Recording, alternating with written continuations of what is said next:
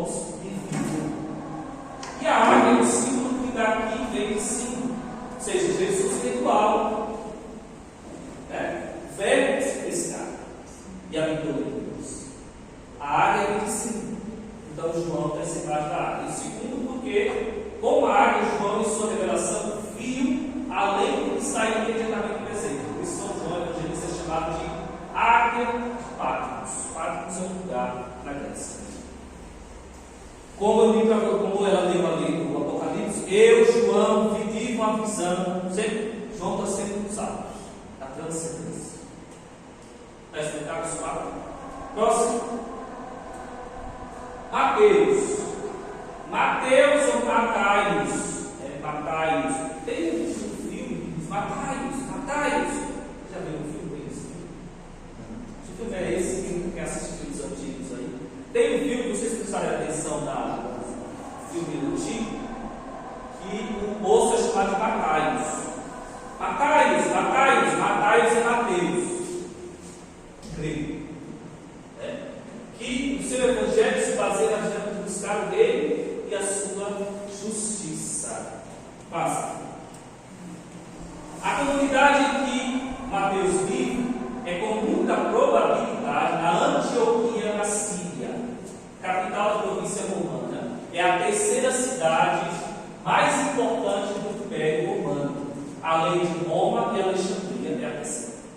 Então é uma cidade importantíssima. Mateus está ali, como se ele estivesse morando, vamos dizer assim, São Paulo, que é uma das maiores cidades da América Latina. Então Mateus está ali. A comunidade de Antioquia, que é essa cidade, é formada em grande parte por judeus da diáspora, com a minoria de pagãos convertidos. Judeus da diáspora são judeus que estavam a vir fugir de Jerusalém, por ser diáspora, saíram. E alguns pagãos que se converteram ao cristianismo. Quando chamam pagãos, geralmente eles são romanos, gregos, etc. É mais aberto na interpretação da Bíblia, na aplicação da lei, no relacionamento com os pagãos, do que a igreja de Jerusalém, conservadora e da tradição. Por quê? Tá bom? Porque a Antioquia tinha muitos judeus, e os judeus já liam a palavra, já costume deles interpretar a lei. Então, para Mateus, essa dinâmica foi mais tranquila de passar a palavra, diferente dos que estavam em Jerusalém. Jerusalém é aquele lá e bateu e acabou com o tempo. Só vitória. É o lugar de origem onde foi o primeiro lugar que se chamou aos seguidores de Jesus de cristãos. Foi em Antioquia assim. Passa. Volta. Mateus, outra ideia de Mateus, volta lá no primeiro, por favor. Mateus, ele traz no seu evangelho a dinâmica da busca do reino de Deus e a sua justiça. Ele vai passar o evangelho inteiro proclamando a justiça de Deus. Devemos buscar o reino de Deus e a sua justiça.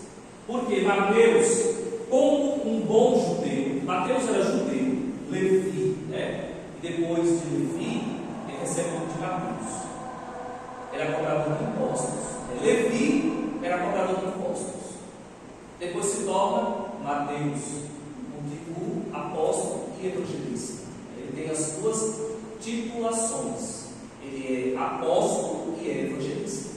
Mateus é um homem aparentemente de uma classe que tinha dinheiro, porém Mateus ele decide largar tudo, seguir o Senhor, levanta da coletora de impostos, segue a Jesus. Então, todo o seu evangelho, ele vai trabalhar muito essa dinâmica da parte econômica. Me citem aí um texto em que fala da parte econômica de Mateus. Agora eu quero que vocês quiserem abrir a Bíblia, podem abrir. A gente tem um texto que fala de economia do Evangelho de Mateus. Recentemente nós vemos isso.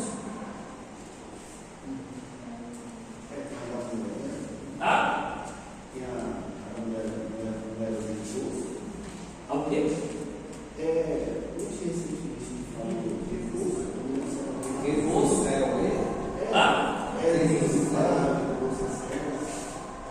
O Evangelho semana passada. Qual é o Evangelho semana passada?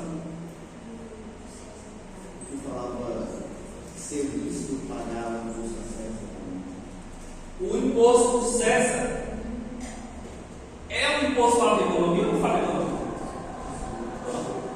Qual outro texto?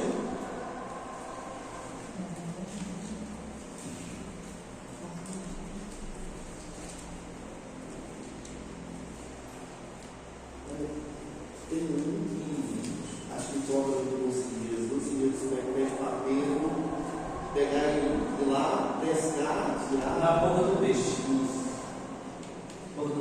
Sempre que vocês pegarem o Evangelho, vocês vão trabalhar na catequese, por exemplo, Mateus, quem era Mateus? É o evangelista Mateus. Vocês pegam Mateus. Mateus era um contador. Mateus era um contador. Pegava lá, você recebeu tanto. Esse ano você recebeu tanto. Você deve tanto a mão. Quem faz isso? Qual é o seu nome? Roberto, é a que você vai pegar o imposto. Deve ser o Leandro, né? O imposto de renda. Você recebeu 10 mil em plantações. Você deve 2 a mão. Só que aí os cobradores de impostos, aí é onde vem a conversão de Mateus. Porque os cobradores de impostos, Roma pedia 2 mil, ele pedia 4. Ficava com 2 e 2 a mão. Por isso que os cobradores de impostos não tinham fama boa. Não, mas Roma, Roma, ela sabia que os cobradores faziam isso. Mas ela deixava o cara receber, né? Quem é que sofria? O povo. Você tem que fazer o que faça. Você não vai pagar nada.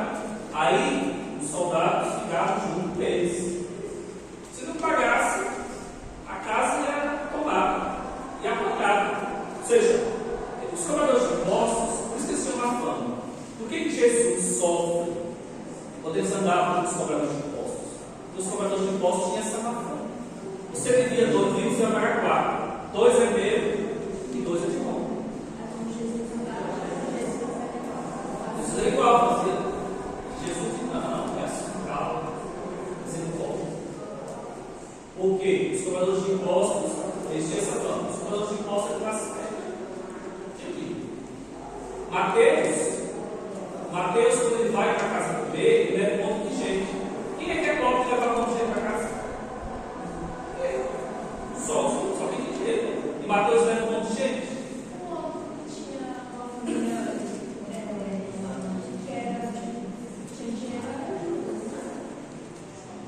Judas, não o Iscariote, porque o Judas na história.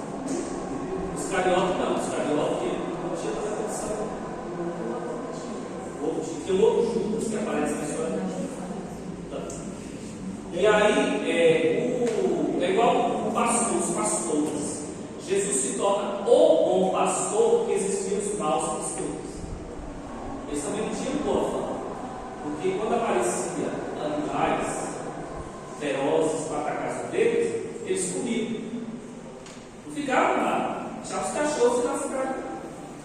Aí eles comiam. E Jesus diz o quê? Não. O pastor tem que ir lá para a pessoa. Então a Bíblia sempre vai fazer esse grupo bom. O bom e o mau. O cobrador de impostos se converte. O mau pastor é o bom pastor de Cristo. Sempre esses dois merecem. E Mateus, ele se torna um grande exemplo, porque a parte econômica de Mateus, praticamente todos os evangelhos de Mateus é parte econômica. A vinha, ele vai vir cobrar a parte dele. Então sempre vai ter um bom administrador. Passa para o próximo. Já passa.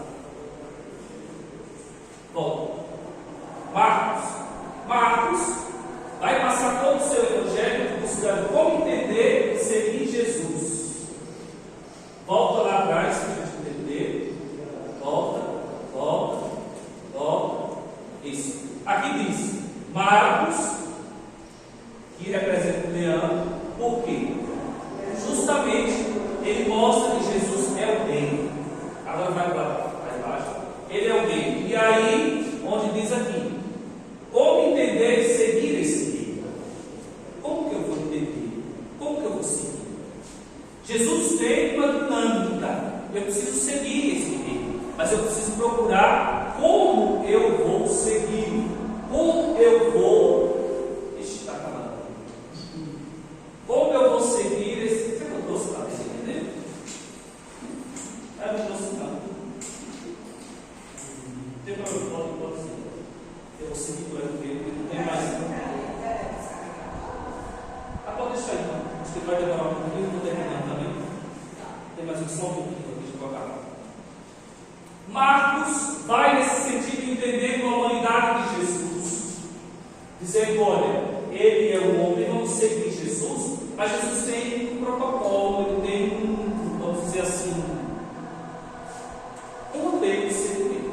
E Marcos vai tentando ajudar isso. E uma das questões de Marcos é a parte da sua cristologia. Pode passar. O segredo messiânico. Jesus tem um segredo. O segredo messiânico é que ele é o Messias. Ele vai passar, Marcos vai passando o evangelho todo revelando esse segredo. Quem é esse segredo no final do evangelho? Jesus. A composição do texto pode ser datada com mais probabilidade antes da destruição do templo, escrito por volta do ano 70. Antes ainda de Mateus e Lucas.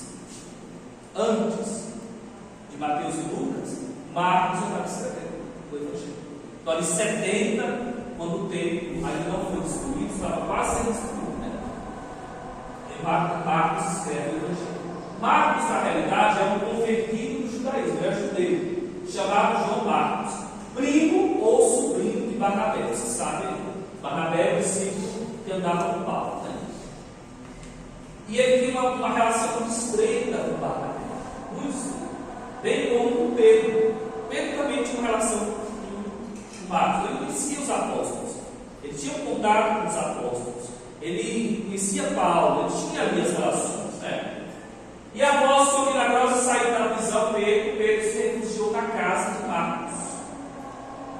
Maria, que era proprietária de uma casa, se tornou centro de oração para a comunidade cristã. Está lá em Atos 12. Ele vai com Paulo na primeira viagem missionária. Só que depois ele abandona Paulo. Ele volta para Chipre junto do seu amigo ali, primo ou tio, Barnabé. Depois ele vai voltar de novo para perto de Paulo e Pedro, que é quando eles voltam, né? Antes da morte deles, ele vai a Roma, visita. Então, Marcos tinha essa relação. Dizem alguns dados históricos que a Santa Ceia foi realizada na casa da mãe de Marcos. Então, Marcos tinha essa relação. Só que ele diretamente não teve esse contato com Jesus.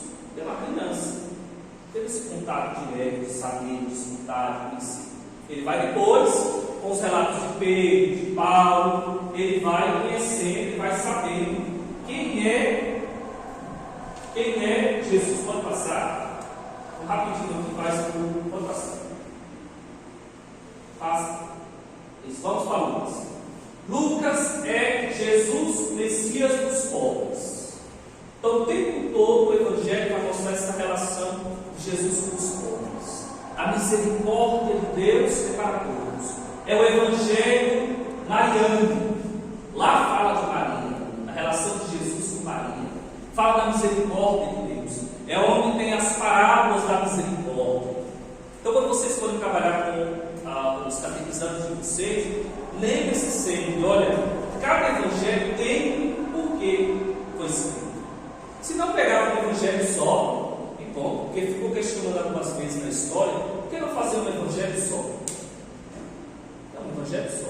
Ah, não, eles têm uma dinâmica. E aí, nos evangelhos, vocês vão perceber, quando vocês estudarem os evangelhos, existem os evangelhos sinóticos, que são os três primeiros, Mateus, Marcos e Lucas, são sinóticos. Sim, não, são parecidos, semelhantes. E existe João. João é totalmente diferente dos outros evangelhos. Pode passar. Isso aqui não é vigível, tá? Pode passar. João, Jesus, o Messias para a vida do mundo. Ele fala do velho se fez carne, ele mudou entre nós. É a dinâmica de Jesus sempre aquele que veio, enviado pelo Pai para a salvação do mundo. Então João é um evangelista diferente dos outros três. Porque João, ele tem além de ele ter uma vida muito mais longa que os outros. João, ele tem um contato direto com Maria Santíssima. É o apóstolo que mais se aproxima de Maria. Inclusive leva, segundo a tradição, Maria para morar com ele. Então, João tem esse contato direto. É o último a falecer. O último apóstolo a falecer. Então, ele tem todo o contato de uma época. João é mais novo, provavelmente viveu quase 90, né? Até o ano 90, no centro aí. Termina todos os apóstolos com a morte de João. Então, João tem todas as características do evangelho que ele escreve, traz essa ideia de Jesus, pão da vida, que dá a vida pelas ovelhas. Sempre Jesus é aquele que dá a vida para o mundo, é aquele que salva. Pode passar. Eu não vou mergulhar tanto nos evangelhos, porque não dá tempo, mas fica a ideia de vocês, se vocês quiserem ler também alguns livros. Eu indico o Beco Marcotini, que fala sobre os evangelhos. E tem vários outros aí que falam dessa dinâmica do evangelho. A própria Bíblia. Se vocês pegarem a Bíblia, então, cada evangelho, ele tem, antes do evangelho, ele tem uma explicação. Porque o evangelho, os textos, mas sempre é assim. A canonicidade ou legitimidade do evangelho, desse evangelho especificamente, foi identificado ao autor que Irineu, foi Irineu de Lyon. O Irineu de Lyon, ele é o sucessor de São João, da igreja de Lyon. Então, Irineu, vamos dizer assim, tinha um João apóstolo. Em seguida, quando morre o João, Irineu entra. Morre Irineu, entra Policarpo. E assim vai. Nós sucedemos isso. Então, o primeiro bispo daquela igreja foi Irineu, foi João. João foi passou por Irineu, quando João foi para o exílio. Irineu, quando morreu, passou para Policarpo. Então, vai seguir a tradição. Irineu é muito próximo a João. Por isso que ele vai dizer: não, é evangelho de fato, é legítimo. Eu conheci o cara, não sei quem. Fato comigo entre os anos 180 e 200, além de identificar o Espírito como discípulo também, o situou em Éfeso. Éfeso na Grécia, que é onde diz a tradição, onde João viveu até o ano 98, no reinado de Trajano. Entretanto, houve quem neste período não compartilhou de tal opinião, como indica esse dado histórico aí. Porém, é refutado, é falado, é escrito, inclusive, o Apocalipse de São João, que é o texto de João com Lucas, e também escreve os Atos dos Apóstolos. Além do Evangelho de Lucas, tem os Atos dos Apóstolos, também segundo a tradição. Quem escreveu foi Lucas. Morreu do exílio. Morreu do exílio. Até uma época lá, segundo a história, que não deu mais, ele morreu, já estava morto. Muitos anos. Passa. E a Deivere. A Deivere, toda vez que vocês forem fazer uma interpretação bíblica, leiam esse documento. Alguém conhece esse documento aqui? Deivere. Procurem lá, na internet. Tem na internet. Deivere. Verbo de Deus. Para vocês entenderem qual é o processo de interpretação dessa coisa. E a igreja é a única que tem essa. Bom? Alguém tem algum questionamento sobre os evangelhos? Você não tem questionamento? Volta lá naquele mapa primeiro.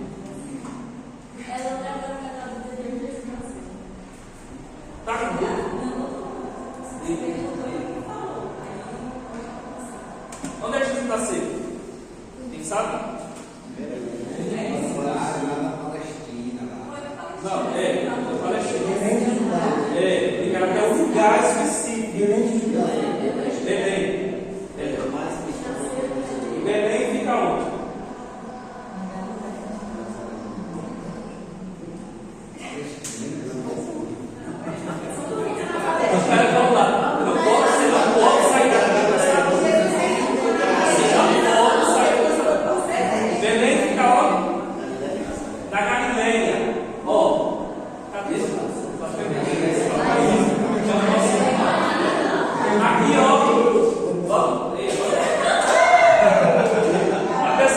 vou explicar seu papo.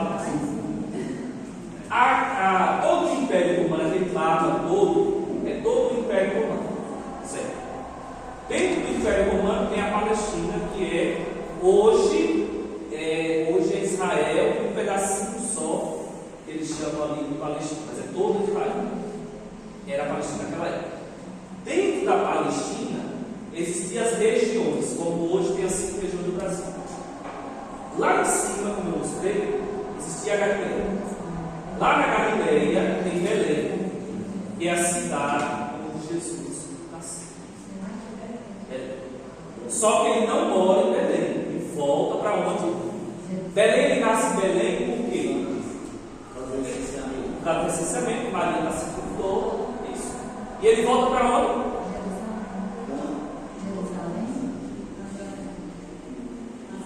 Nazaré. Entendeu? Ele.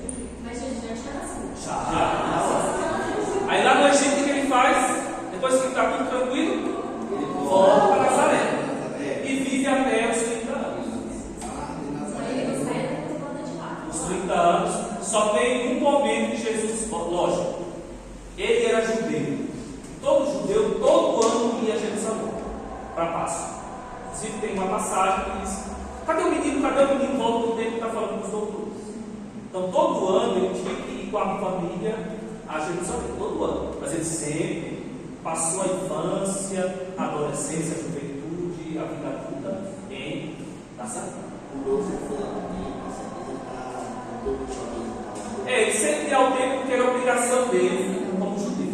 Tinha que fazer um sacrifício todo ano. Mas ele nasceu na Belém, foge dos seus pais em Egito, volta para Nazaré e fica ali. José morre ali. Maria não fica ali, porque Maria vai para Jerusalém, né? Depois João vai já para outra região totalmente diferente, que é a Grécia. Éfeso. Inclusive tem um livro de Paulo que escreve de São Paulo aos Efésios. Então, uma igreja grande.